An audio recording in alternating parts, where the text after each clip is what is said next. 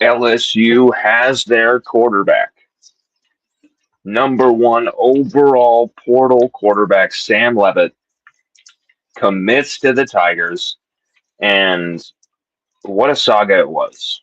From the, he's on campus for multiple days. It looks like LSU got this thing done. Like he's going to be signing with Billy Glasscock the next day. They're going to go over numbers, and LSU have their quarterback, and questions over the injury, the Liz Frank injury, which we'll get into, stuff like that. But you're excited because LSU have got their guy, and now you can plan for the rest of how the team is going to look, right? Well, not so fast, because then Kiffin goes for Damon Williams. A brazen move with Leavitt right there. And so Leavitt leaves. Takes off. I'm not gonna deal with this bullshit. I don't want any of this bullshit. You guys want Damon Williams, we're done here. Him and his family leave Baton Rouge, and you think, man, that's it. I'm not trying to make someone look bad or anything, but Matt Moscona said on his show that ship had sailed concerning Sam Leavitt. He said the ship had sailed, and that seemed probably accurate. But Lane Kiffin would not give up, would not give in. Lane Kiffin went all the way to Knoxville when Sam Leavitt is visiting Tennessee, and he continued to make the push, basically saying like, hey, LSU might be in a spot right now, okay, trying to get somebody, but so are you. There's a lot of teams that are worried about your Liz Frank injury. You're here talking to Tennessee. They're waiting for Joey Aguilar to get a freaking waiver. Like you're not their guy. You're our guy, Sam Leavitt. You may not have been 3 or 4 days ago when I was going after Damon Williams, but you sure as hell are now. And I think even if it was disingenuous, even if it was a little weird, the reaction, the conversation between them, I think at the end of the day, they came to an agreement of this is what's best for each party here, right? Sam Leavitt's going to go to a team that wants him, that needs him, and Sam Leavitt's going to go to a place where he's likely going to be the starter, where he's likely going to be given the keys of the kingdom, and a team that's willing to wait for his injury to heal. And that worries me. It worries me deeply because I want to make sure that, you want this guy to be there for spring. You want this guy to lead the team throughout all the off-season workouts. That might not be possible because he's not going to be there for spring. And he might not be there for the summer workouts either. It might be cutting it close as far as him being ready for fall camp even. But the reason you take this gamble, there's a lot of people who think it's bigger of a gamble than I do, because right now you had to get a quarterback. You had to. And there's a long drop off from the guy we just got and the guys that we were targeting. A long, maniacal drop off, right? And Sam Leavitt, for all the questions of Liz Frank injury, all these things, Sam Leavitt is the dual threat quarterback that LSU really needed the last few years, really.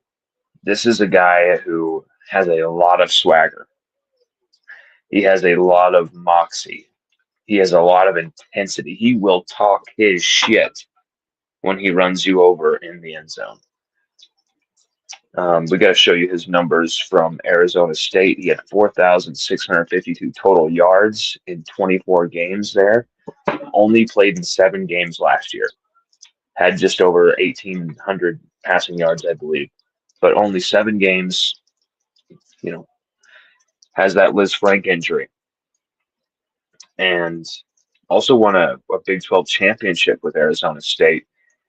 36 touchdown passes, 11 picks, and then 61.4 completion rating, 816 rushing yards for only a 4.2 average, but he can do it. 10 rushing touchdowns shows the value there. Sam Leavitt, he was really your first or one of your first picks to begin with. And the more and more I watch it, and the more and more I'm excited by him coming to LSU. I wasn't exactly sold when I first heard of Sam Leavitt, when I first kind of saw him on campus and kind of his disinterested, staring into the phone, ignoring Kiffin kind of vibe. But it's like, that is a photo. I need like 5 minutes of footage showing him ignoring Kiffin to like believe that that was kind of what happened. And even if that's what happened, and even if things got off to a very wrong and kind of dramatic start and then finish of his visit at LSU, and even if things got as typically wild as they could for the 2026 transfer portal, where are we going to get this guy? No, we're gonna. Even though this guy's on campus, we're going to go pursue this guy who's just barely entered the portal and he's being threatened with legal action. Oh well, let's go in for him. Yeah, let's go. Like, it was one of those bizarre moments in college football. And you thought this, Matt Moscona was totally correct in saying that the ship had sailed, right? You thought, like, there's surely no way. And then we got info 3 days ago, and we said it on a show or we wrote it in an article. I'm trying to remember which one. We may have disseminated that information in both, but at a time when everyone was reporting that Sam Leavitt had refused LSU and it was done, I wasn't hearing anything from my Tennessee source that he was all in with Tennessee. In fact, I was hearing quite the opposite. That, dude, this guy is not into Tennessee at all. This is not working. Like, this guy is not going to be an LSU. This guy is not going to be a Tennessee take. You guys should come back and get him. And I'm like, I think Kiffin just tried to do that the other night. And then that person said, no, they're still here. And you thought, okay, hopefully you can get Leavitt back on campus for another visit and you can try this again. Well, you didn't even need to get him back on campus for another visit. Kiffin, Billy Glasscock, Charlie Weiss Jr., they made the pitch, they made the sell, they got him to be all in, and now Sam Leavitt is your quarterback in 2026, your starting quarterback. You got Landon Clark out of Elon now, great young man. I think a lot better than people would know. And if you want to doubt that, just look at Lane Kiffin's evaluations on the young man and the fact that he gave him a committable offer, and I think you'll realize that, yeah, this kid's going to be a very, very good backup for us. But then you bring in Sam Leavitt, and I just have to say that this is where the feeling, that there was a feeling that you were putting pieces together, but it just wasn't quite the targets you were looking for. It felt like you were putting pieces together on the roster, but it just wasn't complete. Now you get Sam Leavitt, someone who was ranked the number one portal prospect at quarterback, but isn't given that respect at all because of that Liz Frank ankle injury. And that injury is nasty. It is nasty enough that it's going to keep him out until likely late July, mid-July. He could buck that trend and maybe get in there by late June, mid-June, but it's going to take that long for this thing to heal. And LSU are going to be patient with him and committed to him. And I just want to see this work out for everybody. I want to see LSU get the quarterback that we've needed for the last few years, a guy who has that will to lead, has that moxie, but hasn't. I don't want to see him just handed this starting spot. I want to see him earn it too. I want to see a quarterback battle. You're probably not going to get one this year. So it's probably like pipe dreaming from me. But I feel like not having a quarterback battle greatly hurt Garrett Nussmeier's development over his final 2 years. He simply never had a quarterback battle. He was ordained the quarterback. I just don't think that works. I understand when you get guys out of the portal, you have to promise them things. You have to promise them playing time. If I was a head coach, I would always tell my quarterbacks, like, listen, this is the biggest position on roster. You understand. I understand. I can't just hand you this job unless you're Joe freaking Burrow. And even then, there will be at least an illusion of a competition because, like, I want to keep my guy sharp. I want him to know that, like, hey, you throw that second, that third pick, I might be taking you out of the game. I don't care how good you are. Like, you might need a rest just to take that loss and kind of sit there and suck on that Jolly Rancher there of defeat and kind of figure your shit out. That's the kind of vibe I would have it as far as quarterback. And for me, Sam Leavitt, man, I have such a good feeling about him the more and more I watch. Didn't always have that good feeling. And I know a lot of it is, there's a lot of you overlook a lot more of the frailties of a player when they've joined your team. And you're kind of like, yes, they're our guy, yeah. And right now there's a lot of hype. There's a lot of we got our guy. We got our guy.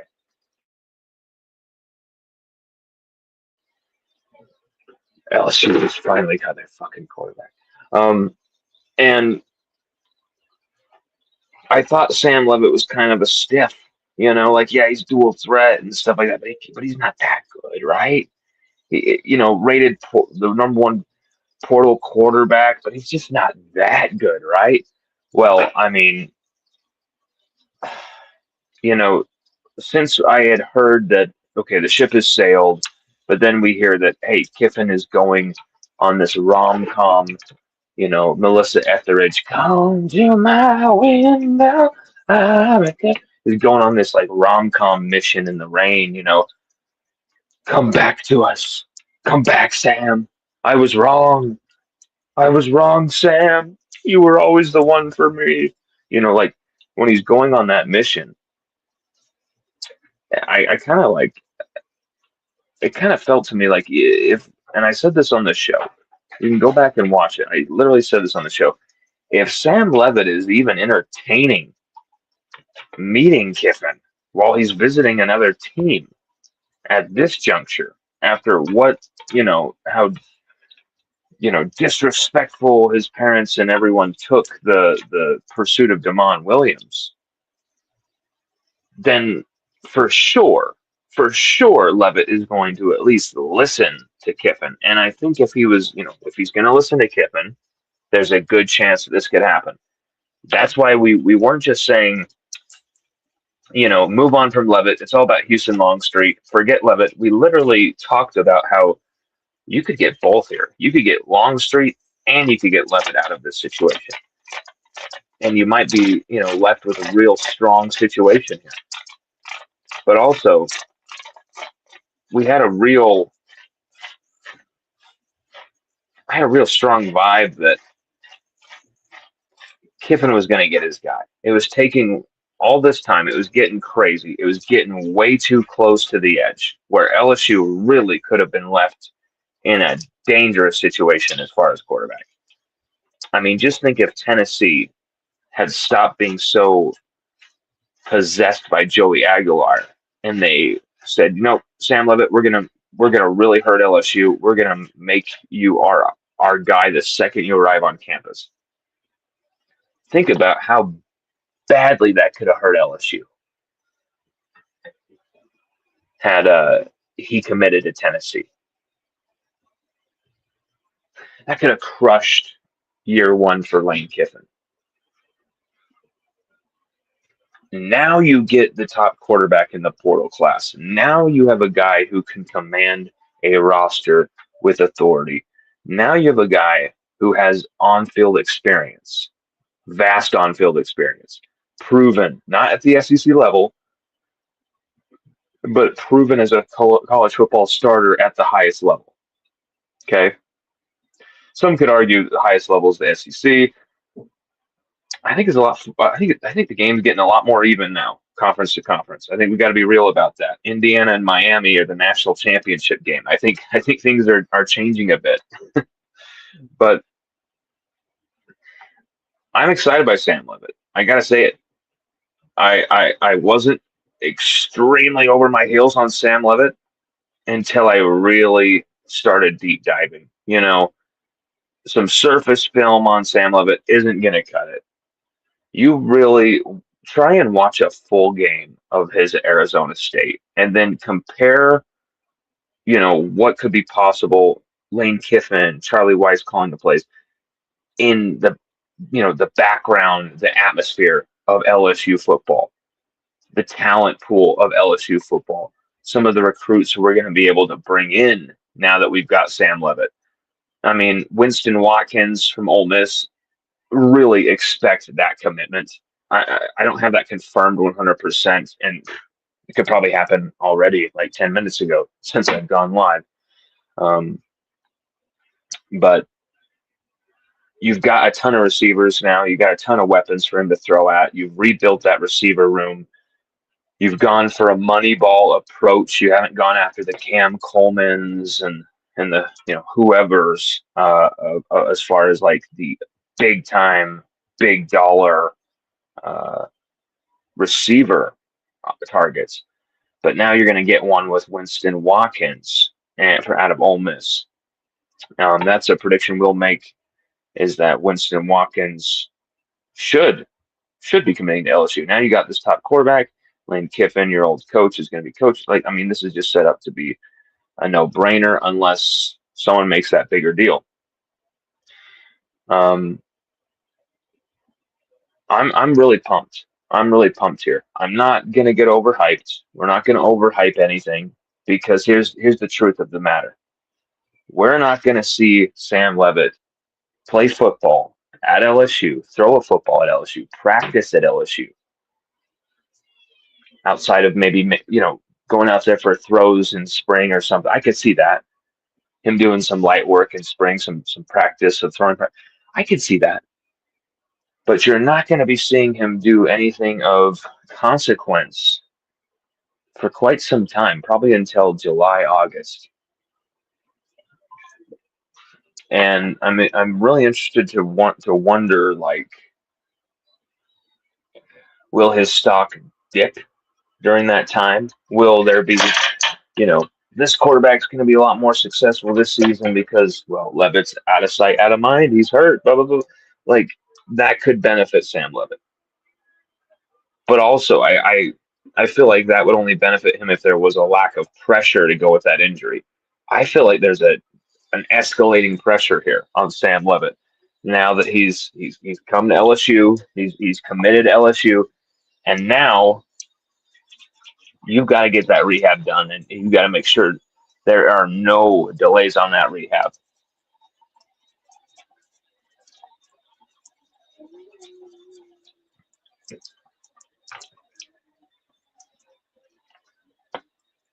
LSU needed this to happen, needed it now. You could not wait any longer for a quarterback. And what's great here is I'm hearing that LSU didn't have to throw out a bunch of desperate cash. The price was right. The money was on the money. Everything was the money was on the money. The money was where it should be.